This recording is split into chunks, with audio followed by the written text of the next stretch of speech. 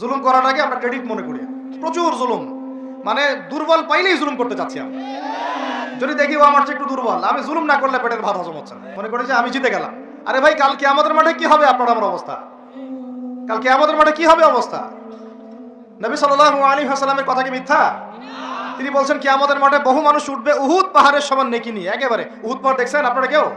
অনলাইনে দেখে নেন, বিশাল পাহাড়, উহুদ পাহাড়ের সমান, আরো উঁচু উঁচু নামাজের নেকি, জাকাতের নেকি, হজের নেকি, ওমরার নেকি নিয়ে উঠবে বহু মানুষ। আমরাই হয়তো বা তারা, আল্লাহ পাক আমাদেরকে মাফ করুন। ওঠার পরে বহু মানুষ সামনে দাঁড়ায় থাকবে। কাউকে গালি দিছে, কাউকে অন্যায়ভাবে মারছে, কাউকে রিমান্ডে নিয়ে একেবারে পেদানি দিছে, নির্দোষ ছিল, কারো নামে মিথ্যা মামলা দিছে, কারো নামে অপবাদ ছড়াইছে, বেচারা বেচারা ভালো ছিল, সৎ ছিল, অপবাদ ছড়াই দিছে। কারো নামে ধরেন যে কারো গিবত করছে, কারো টাকা নিয়ে টাকা দেয় নাই, হ্যাঁ, কারো জমি আত্মসাৎ করে খাইছে, ভূমিদস্যু ছিল, মানে মানুষের সাথে জড়িত পাপ ছিল। কি ছিল? অন্যের সাথে জড়িত, মানে অন্যের হক নষ্ট করছে আর কি, অন্যের। এখন আল্লাহ পাক বলবেন যে তোমার এই ঋণ এখন শোধ করো। ওই দিন তো ঋণ শোধ করার কোনো বুদ্ধি আছে? বুদ্ধি নেই। এখন কি কি পদ্ধতি? ফেরেশতাদেরকে বলা হবে এই ব্যক্তির আমলনামায় যে নেকিগুলো আছে, ওই নামাজের নেকি, রোজার নেকি, হজের নেকি, যাকাতের নেকি, এইগুলা দিয়ে ওদের আমলনামা ভর্তি করো, যারা পাওনাদার দ্বারায় আছে। ভর্তি করতে করতে করতে করতে এক সময় দেখা যাবে এই ব্যক্তির আমলনামা ফাঁকা হয়ে যাবে।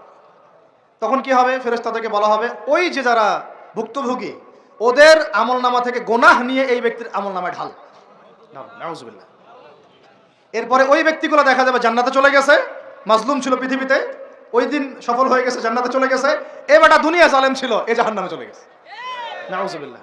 আল্লাহ পাক আমাদেরকে এরকম মানুষের হক নষ্ট করা থেকে হেফাজত করে না। ভাই, মানুষের হক নষ্ট করতে যায় না। নিজে আমল তো এমনিই কম, ভাঙাচুরা ইমান, মুনাফিকের মতো বসবাস করতেছি। এখন তো আমরা মুনাফিকের মতো বসবাস করতেছি এই দুনিয়াতে। এখন যারা আমার মনে হয় মন থেকে ইমানের দাবি করতে পারে শক্তভাবে যে হ্যাঁ আমরা ইমানদার, এরা হচ্ছে গাজ্জার ওই মুজাহিদ ভাইরা। বুঝেন এই কথা? তারা মনে হয় দাবি করতে পারে যে হ্যাঁ আমরা ইমানদার। আমরা তো নেফাকের উপরে আছি, এখন আমরা তো স্বীকৃতি দিতে পারতেছি না, এখন সত্যকে স্বীকৃতিও দিতে পারি নাই। বরং আমরা মানচিত্র থেকে ফিলিস্তিনের মানচিত্র উঠাই দিলাম, দিয়ে যারা জালেম ওদেরটা প্রতিষ্ঠা করলাম। ওইটাও পাঠ্যপুস্তকে আসছে। আপনারা তো শুধু একটাই শুনে বসে আছেন, একটাই শুনে আসেন না আপনারা? এইটাও একটা ইস্যু ছিল। আল্লাহ পাক আমাদেরকে চোখ খুলুন, আল্লাহ পাক আমাদের চোখ খোলার তৌফিক দান করেন। আর ভাই, বাইরের চোখ তো সবারই খোলা, ভিতরের চোখটা খোলার তৌফিক দান করেন। আমি অনেক ভিতরে চলে আসছি, বুঝাইতে চাচ্ছিলাম যে এই বিশ্বে এখন আল্লাহ পাককে সার্বভৌম ক্ষমতার অধিকারী মানা হচ্ছে না। এটা হচ্ছে বৈশ্বিক শিরক। রাজনৈতিক ক্ষেত্রে আমরা আল্লাহর সার্বভৌমত্ব মানছি না, অর্থনৈতিক ক্ষেত্রে আমরা আল্লাহর দেয়া বিধান মানছি না, শিক্ষা ক্ষেত্রে আমরা আল্লাহ পাকের দেয়া শিক্ষানীতি মানছি না, সংস্কৃতির মধ্যে আমরা আল্লাহর সংস্কৃতি মানছি না, ব্যক্তি জীবনে, ইবাদতের জীবনে, পারিবারিক জীবনে, সামাজিক জীবনে আমরা আল্লাহ পাকের সার্বভৌমত্বকে বাদ দিয়ে মানুষের সার্বভৌমত্ব প্রতিষ্ঠা করেছি। আর আমরা তেলাওয়াত করতেছি তাবারাকাল্লাযী বিয়াদিহিল মুলক, আবার পড়তেছি কুলিল্লাহুম্মা মালিকাল মুলক, হে বলুন হে রাজত্বের অধিকারী, তুতিল মুলকা মান তাশা ওয়া তানজিউল মুলকা মিম্মান তাশা। আর তো জানেন না আপনারা, সূরা আলে ইমরানে আছে। তো আমাদের কথা আর বাস্তবতার মধ্যে অনেক ফারাক।